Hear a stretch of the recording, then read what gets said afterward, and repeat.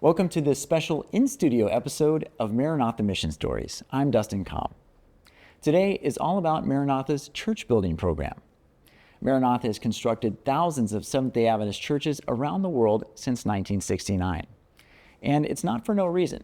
There's serious challenges facing the world church and local congregations alike that led to Maranatha's involvement over the decades.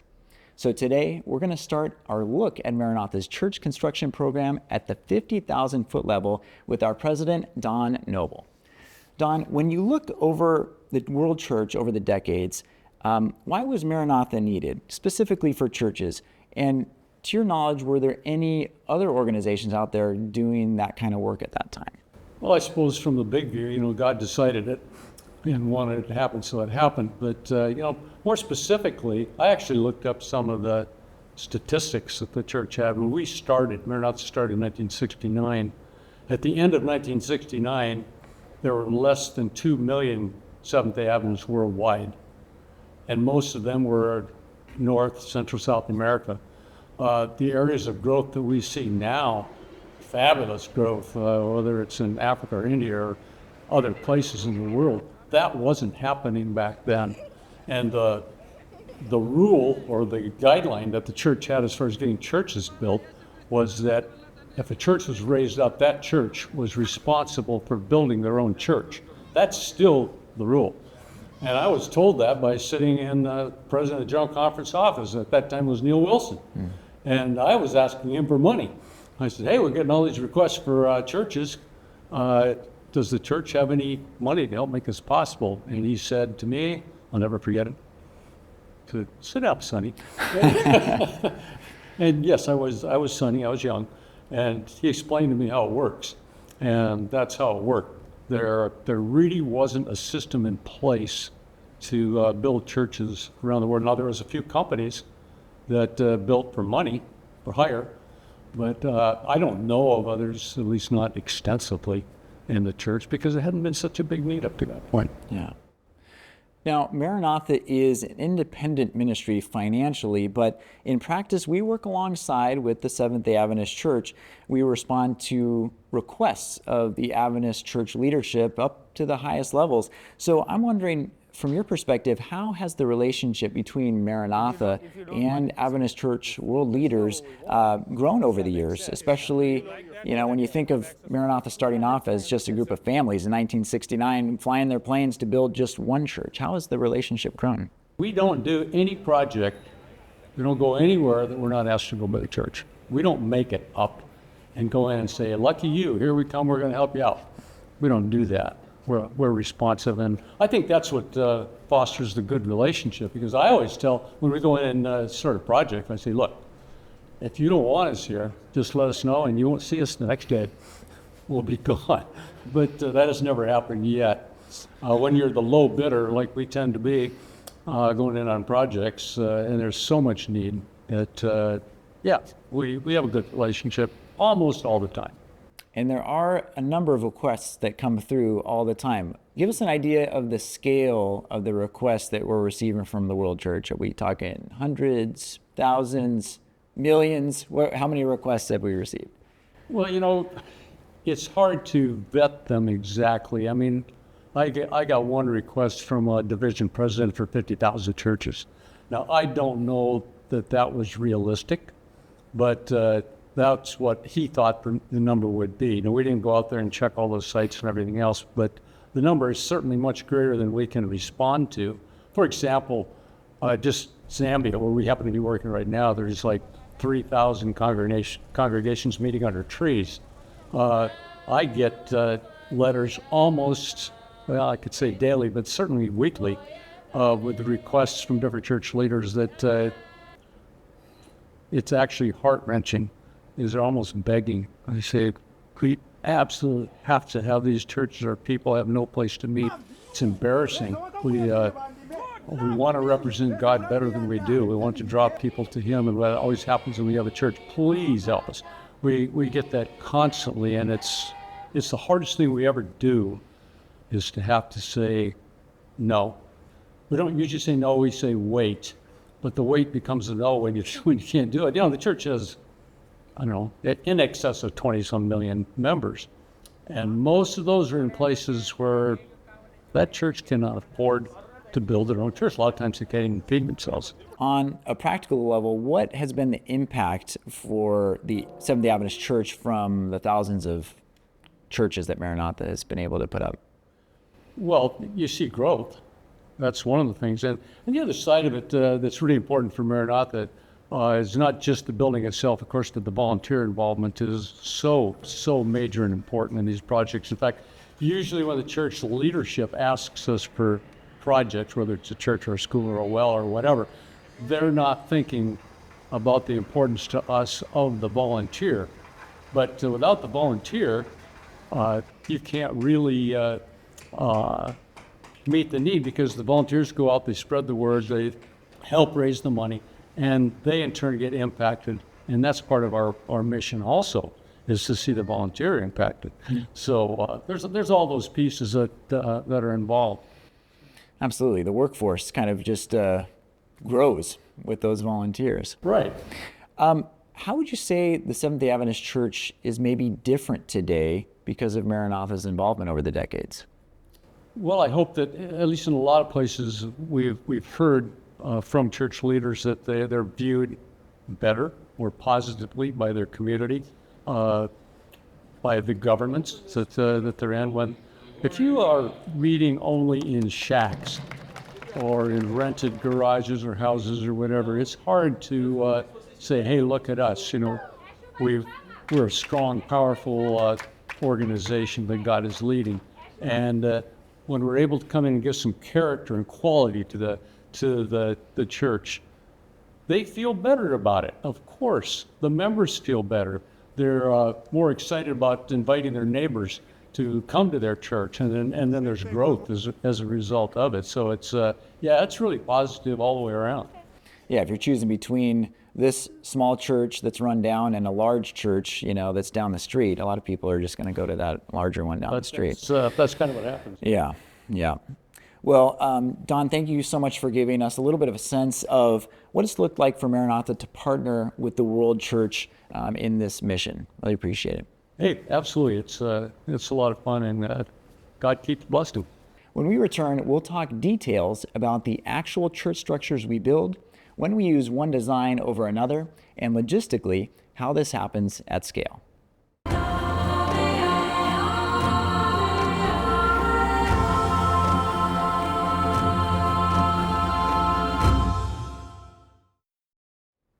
From our first church constructed in 1969 to the variety of different structures we put up today, our church designs have evolved and expanded as we apply the right product to each situation we consider. And it's not something we talk a lot about, but today we'll look at the makeup of these buildings and how Maranatha logistically pulls off construction in countries around the world. First, let's look at the different components that we use for a typical Maranatha church.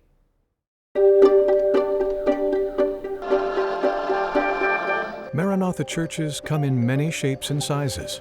That's because there are different situations that require different solutions. But every church Maranatha builds has some shared features. The first is a strong foundation. Whether they are individual footings, an outline of the structure, or a full rectangular slab, Maranatha crews pour solid concrete foundations for any building we construct. A good foundation is crucial for a building's stability and longevity, acting as the bedrock that supports the entire structure and protects it from potential damage. A second shared feature is a sturdy metal frame. In most countries we work in, Maranatha crew members fabricate these steel components, which are then assembled by one of our other in-country teams at the church site. The third shared feature of Maranatha church structures is their metal roofs. These panels ensure church members are kept dry from pouring rain and protected from the blistering sun. Some Maranatha churches receive walls, and here our crews or volunteers usually use cinder blocks to build them up. These blocks are heavy but easy to work with, allowing volunteers to help in the construction process. Whether it's a simple one-day church or a larger sanctuary, our structures are designed to withstand high winds and storms, lasting for generations to come. Each church providing a permanent home for congregations in need all around the world.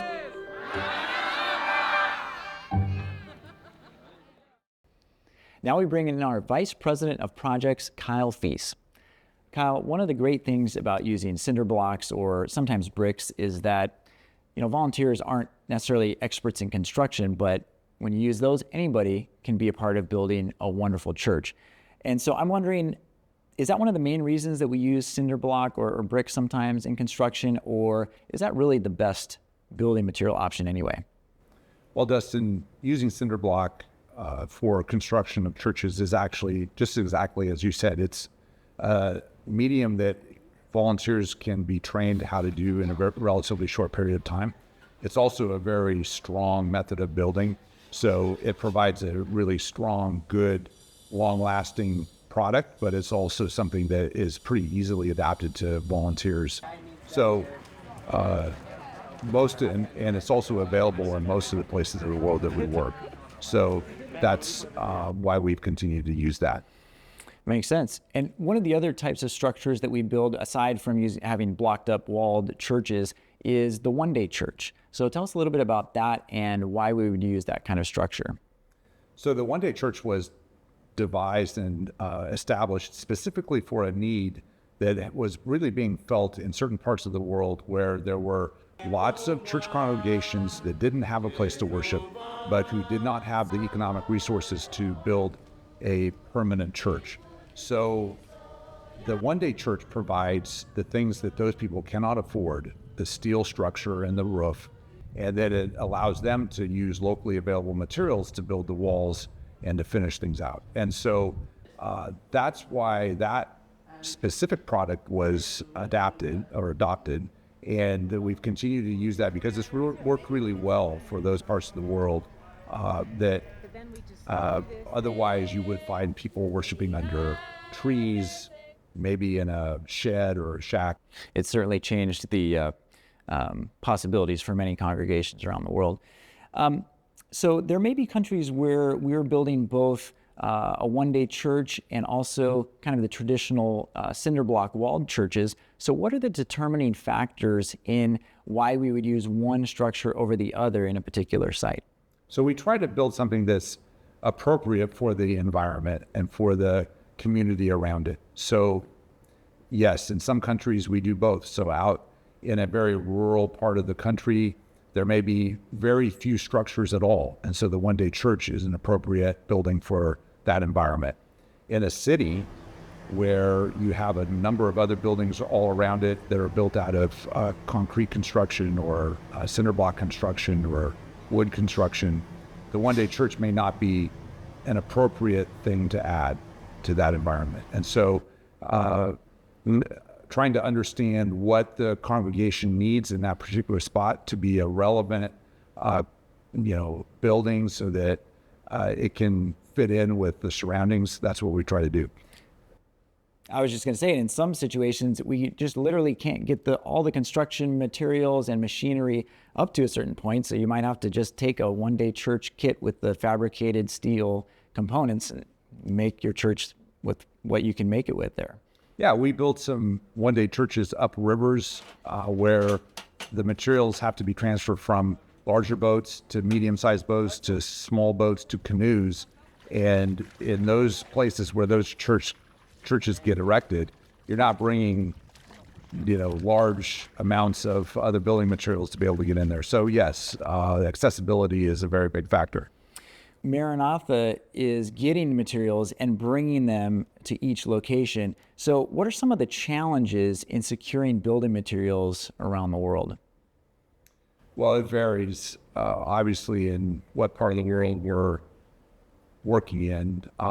There are challenges sometimes with procuring materials. Say, perhaps there's different outside factors that might affect the shipping of the materials into that part of the world.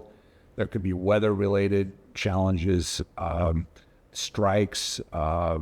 There's, sometimes even political uprisings or unrest that happens in the country, and it makes it hard to move things around. So we've faced many of those types of challenges, and it's created a flexibility to deal with whatever happens and then reset and try to figure out a way to find a solution. So getting materials to our in-country teams is one thing, but once our team gets their hands on the materials, what happens in the process of actually getting those materials out into the remote places in a country? So it varies from using our own trucks to move it out into the parts of the country where we're working. It might be using boats if we're working around large rivers and things like that. But most of the time, we're using material that we source within the country, and sometimes, most of the time, those materials are obtainable in various parts of the country. So we're able to go purchase it and then fabricate it and move it out to where we need to go. I'd say most of the time it's using truck transportation. Well, Kyle, it's no small task to kind of arrange for all the logistics of all this that happens around the world. Thank you for explaining a little bit of your perspective on how Maranatha makes all of this happen. You're welcome. When we come back, we'll be talking with Dr. Mike Ryan, a former vice president of the Seventh-day Adventist World Church, to find out just how crucial Maranatha's work has been to the overall mission of the Adventist Church.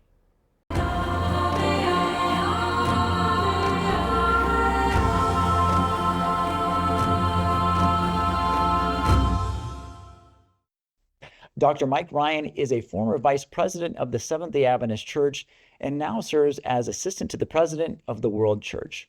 Dr. Ryan is joining us today virtually. Thanks for being with us here, Dr. Ryan. Good to be here. You've worked for the denomination for a long time. What are your earliest impressions of Maranatha, and how have you interacted with us over the years? Well, very good question. It goes back quite a ways. I heard the name Maranatha when I was a student at Union College, but I really didn't get acquainted with Maranatha until I became actually the director for global mission, and they asked that little organization to plant churches all over the world, and especially in areas where we were not very thick on the ground. And so as we began to go to places like India and Russia, well, the former Soviet Union, and China and different places, we soon found that we were moving from just one church a day into many new churches every day. And of course, as you can appreciate, many of these areas were not economically very well suited to constructing a church. And so I happen to remember a friend I knew in high school at Milo Academy named Don Noble, and I heard that he was in charge of Maranatha, so we began to talk. And what a tremendous relationship that was, and blessing to the church. So there's much I could say about that, and maybe you want to come back with other questions, but I can just tell you that relationship has been a tremendous blessing to the church, in the fact that many of these places could not afford anything, and now they have little places to worship.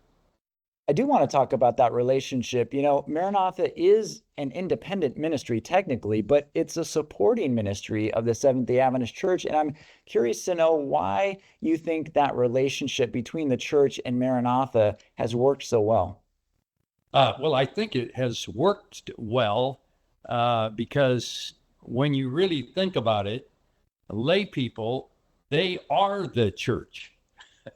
And you can talk about church organization, church workers, but it is the lay people of the church that really make up the church. And not only that, but I think when you come to a ministry like Maranatha, and you find that they are cooperators, they are eager to support the initiative of the church. They have a tremendous team that believes in the doctrine of the church, the mission of the church, the message of the church, it's something that's very, very easy to cooperate with. I'm curious how you feel Maranatha has helped spread the three angels message over the years. Well, when you look at the world church and you say, well, look, there's a lot of places that we don't have a presence. I mean, the 1040 window, you have 70% of the world population that lives there. You have about 12% of Seventh-day Adventists that live there. That means there's a lot of places that we don't really have any churches at all. And so, of course, the idea is to put a lighthouse in there and to get members that are prepared to be disciples that then can take the message of the church and move it on. Well, I can tell you that if you do not have a church building in which they are going to worship, you will find that that's a rather loosely put together structure out there, and it usually struggles to last. But when you have a church building, that means you have a place where they can come, they can be trained, they can conduct meetings, they can carry on outreach to the community. We are a church that is about the proclamation of the three angels' messages. That's our main business.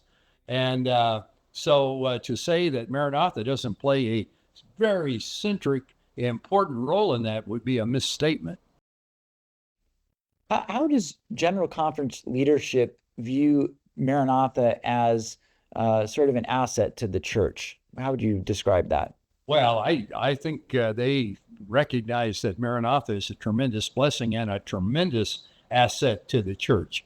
I have no way of knowing. You guys might have some estimate on that, but I would speculate to say that, particularly if you're calculating it in today dollars, Maranatha, the contribution that they've made around the world, starts to add up in the billions of dollars, not millions, billions of dollars in terms of schools and churches and clinics. And I mean, you can just look at the places. They not only help provide a lot of the funding for that, but they also bring the labor in.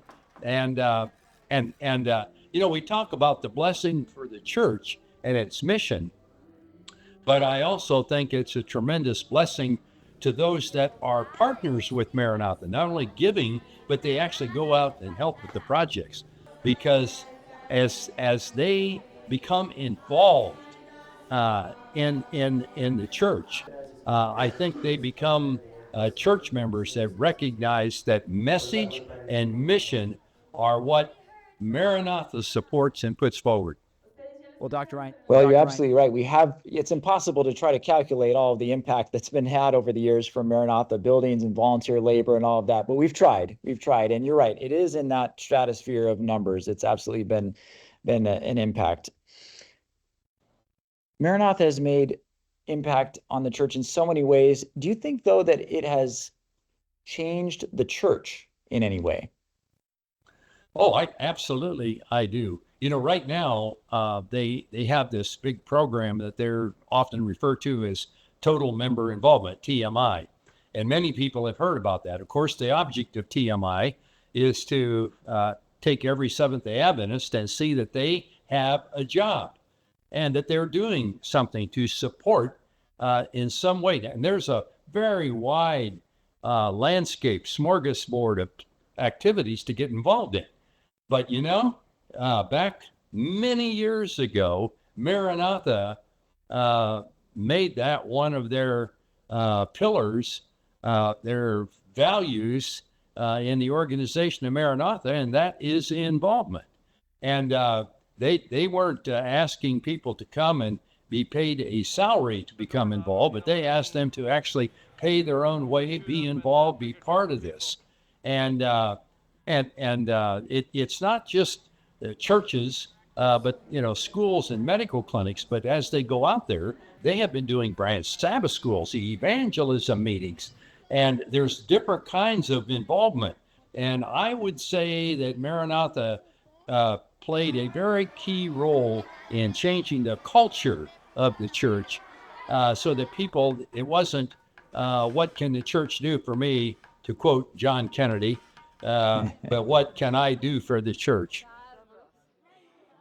Well, Dr. Ryan, thank you so much for giving us your perspective on how Maranatha has been able to work with the church over the years so successfully.